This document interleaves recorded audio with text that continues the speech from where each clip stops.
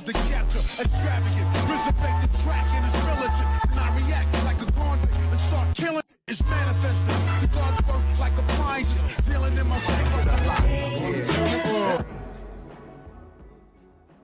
Before we go any further, just want to say today's video is going to be brought to you by Skillshare. Skillshare is an online learning community with thousands of inspiring classes for creators. Explore new skills, deepen existing passions, and get lost in creativity. There are thousands of classes on their site that will get your creative juices flowing, from illustration to designing to photography, and each offers classes of all levels. So beginner or pro, it doesn't matter. Skillshare has something for you. For me, I enjoy classes on podcasting secrets, how to start your own podcast, because long form conversations something that I really enjoy, and watching these videos in this class has begun to help me see ways I can improve when I relaunch my podcast. Another good thing is that Skillshare is curated specifically for learning, meaning there are no ads, and they're always launching new premium classes so you can stay focused and follow wherever your creativity takes you. Each and every one of us was born to create. Whether you last picked up a paintbrush yesterday or during grade school, you can explore your creativity and be inspired. Skillshare offers memberships with meaning. With so much to explore, real projects to create, and the support of fellow creators, Skillshare empowers you to accomplish real growth. Whether you're a dabbler or a pro, a hobbyist or a master, you're creative. Discover what you can make with the classes for every level. Skillshare believes a strong community is essential to personal growth. Tap into the support of your fellow creators who provide encouragement, communication, and inspiration. When you join, you can try one of Skillshare's new live classes. Experience real-time inspiration as you connect with popular teachers while watching and working along with other members. What I'm going to do now is help you guys out here. The first 1,000 of my subscribers to click the link in the description box or the pinned comment will get a 1-month free trial of Skillshare so you can start exploring your own creativity today. If you're a lifelong learner or a creative person like me, or you're naturally curious, Skillshare is the place for you, regardless if you're a beginner or a pro, a dabbler or a master. Between the thousands of inspiring classes, the hands-on projects, and feedback from your fellow creators, there's something that can benefit all of you. Again, the first 1,000 subscribers to click on the link in the description box or the pinned comment will get a free 1-month trial of Skillshare so you can begin exploring your own creativity today. But with that being said, just want to thank Skillshare for sponsoring today's video. Yo, what's going on everybody? It's your boy Naruto Explain here, bringing you guys another discussion for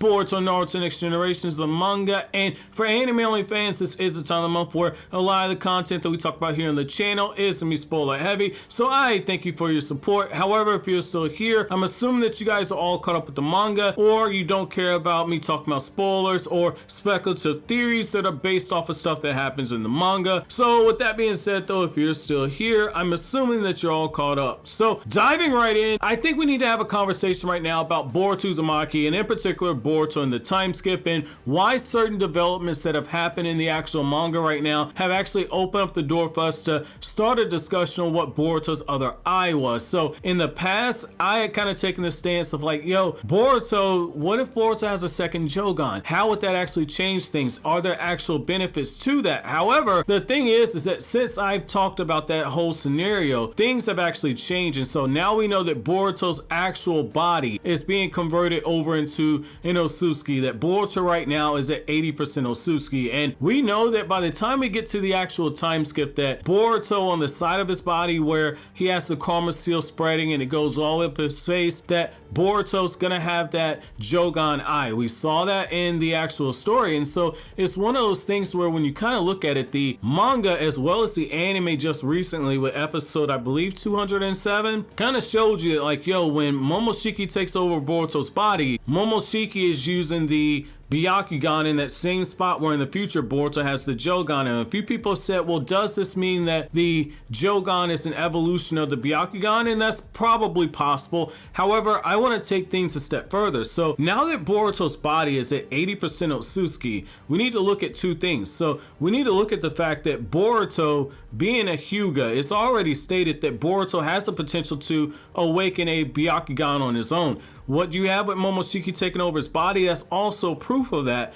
However, now that he's 80% Otsutsuki, that means he has about 20% Hyuga clan genetics. And what I've kind of been wondering is the fact that if Boruto's in a situation where he actually naturally awakens his own Byakugan eye. How does that actually factor in with this other eye? And I've seen a few people ask me, do you think it's possible for Boruto to get the Tenseigan? And I want to kind of address this because in the Naruto the Last novelization, which is far superior to the actual movie in my opinion, in that novel, one of the things that it says is that the Tenseigan is acquired when you take a Otsutsuki and they take a Byakugan from somebody in the Hyuga clan. It has to be a pure Byakugan. If in theory Boruto awakened a Byakugan in both of his eyes and his body is already Otsutsuki-fied, I've seen a few people say, does that mean that Boruto, that could count as having a Byakugan implanted into his eyes? Well, I would say that that's playing around with the lore just a little bit. That's playing around with it because it clearly says in the novel that an Otsutsuki, which Boruto's body is technically Otsutsuki, Boruto would have to implant a Byakugan from somebody else. Now, we're in dangerous territory here because this is a different situation. So we've never seen an Otsutsuki in a situation where their body is Otsutsuki, but they awaken a Byakugan themselves. Everything that's happened with them, their Byakugan, if it's like how the Hyuga clan was before the retcon, essentially they were given those eyes at birth. And so Boruto awakening in it, it could be one of those things because his body's not fully Otsutsuki that could count as Boruto actually having a transplant in some kind of weird way if you jump through some weird logic hurdles. And I want to take this a step further. I want to say, maybe, let's say you guys are right. Let's say you guys who say Boruto's going to get the Tenseigan are absolutely right. What benefits would that have? Now, this is where it gets very interesting. So there are actually quite a few benefits to Boruto being in that situation. In one eye, you would have Boruto in a situation where he has the Jougan, which if people are right and the Jougan is an evolution of the Byakugan, then that means that at some point Boruto, just as Sasuke switches off between the Eternal Mangekyo Sharingan and his base Sharingan, it's possible that Boruto can switch between a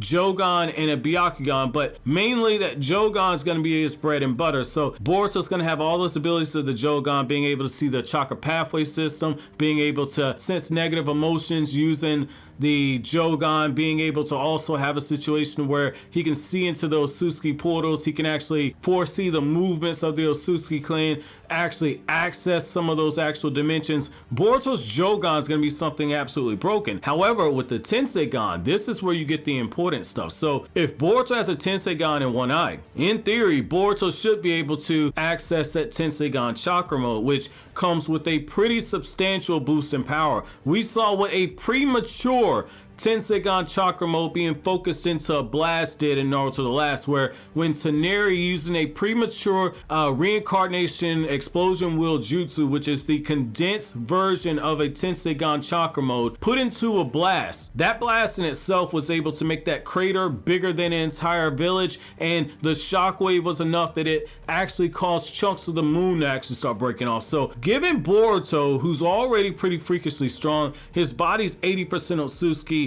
giving him that Tenseigan chakra mode on top of that is something that would make him absolutely deadly. The other thing is that Boruto at this point would also have those truth-seeking orbs that come in combination with the actual Tenseigan chakra mode. Now, somebody's probably going to say he's only got one eye, it shouldn't be possible. Well, I would counter back with this. Only having one eye does not mean that he can't actually tap in that power. So with the Rinnegan, Obito directly confirmed if he wanted to, he could have used the Rinnegan 6 Paths of Pain Jutsu, the basic Rinnegan Jutsu if he wanted to. The only reason why he didn't do so is because Konoha and the allied ninja forces already had intel on how the Rinnegan works. It's kind of the same thing with Naruto. Naruto only had half of the Kyuubi's power, and Naruto was able to use the Kyuubi chakra cloak, so I don't see why the Tenseigan would be any different. I mean, we can use a couple more of examples of where you only got one eye, but you're still able to actually use some of the abilities. There's nothing that said that the Tenseigan chakra mode is going to be like the Susanoo. We have more examples of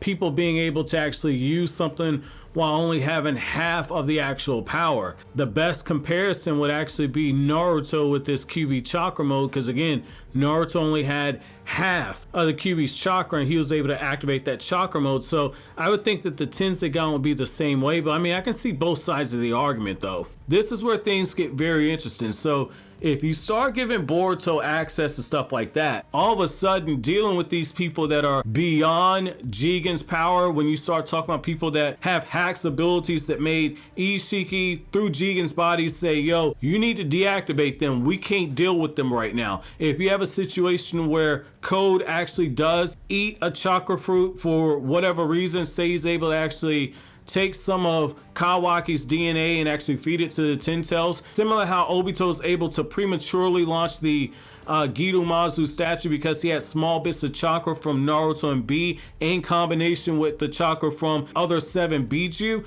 You could be in a situation where maybe Code's able to actually start getting a chakra fruit ready and he starts eating that chakra fruit and his body starts that conversion.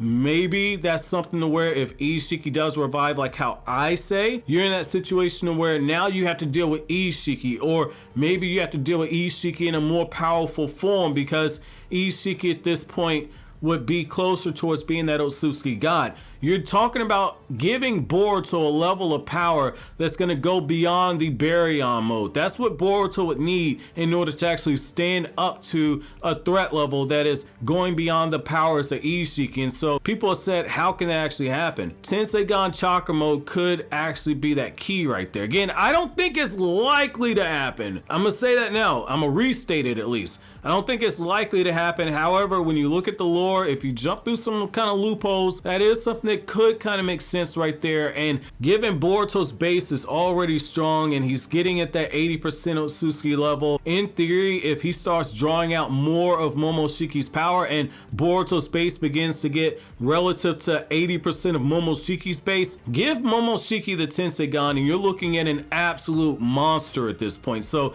give 80% Momoshiki a Tenseigan. That's what you would get with Boruto if how people see the karma transformation with Boruto's body transforming, how that would actually go. And that's not too crazy because even Naruto, when he started taking hits from Boruto, Boruto's body wasn't at 80% Otsutsuki at that point. Boruto's karma was rapidly progressing, but even Naruto looked at it and said like, damn, that actually hurt right there. And we know that base Naruto at less than 50% chakra is able to actually react to, counter, and actually land a few hits on fused Momoshiki. So base Naruto is pretty damn strong. If he was able to do that with 50% chakra, then you kind of see why Boruto, if he was only at 15% of Momoshiki's power when the Vessel arc first started and Naruto's getting all those attacks and everything when he was training Boruto, that would explain why Naruto's like, oh, I got to use a little effort, but Naruto ultimately kind of took him down. Now, if you kind of go that route and you start stacking that power like that, now we're in a situation where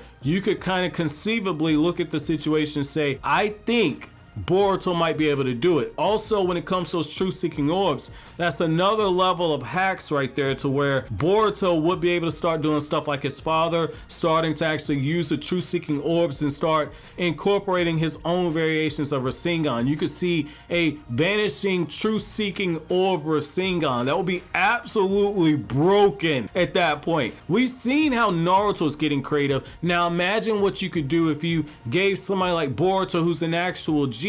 Naruto's just so stupid that he was actually brilliant, but Boruto is naturally brilliant. So if you give Boruto something like a truth-seeking orb, imagine the crazy shit that Boruto could do. That's basically like if you gave Minato the Sage of Six Paths mode. You thought that Madara was doing some crazy shit. Imagine what Minato could have done. So I think that you had that opportunity there with Boruto. Boruto has the opportunity to really bust out some really overpowered stuff that, which is going to be justified as to why Naruto and Sasuke got brought down at this point. If you have the looming threat of this Otsutsuki god that Isshiki referred to, saying that Code could in one day become an Otsutsuki god, which means that that's a power beyond Isshiki. So you would have to get a power beyond the Baryon mode. And I think this is realistically the only way it's going to happen. However, again, I don't think that that's actually going to be the path they take. I've just got a lot of requests to actually talk about Boruto with the Tenseigan, and I thought the best way to do it is kind of write it in this manner. So I want to know from you guys, how do you guys feel about this possibility? How strong do you think Boruto could be if Boruto had a Jougan and a Tenseigan in the other eye? Rank Boruto in regards to, say, Isshiki Otsutsuki being number 1 and EMS Madara being 10, 1 being the highest form and 10 being the lowest form. Let me know where you would rank that version of Boruto in the comment section. But as always, guys, if you like anything I had to say, don't forget to comment, rate, subscribe, and share. Thank you so much for watching all the way to the end. Have an awesome day, guys.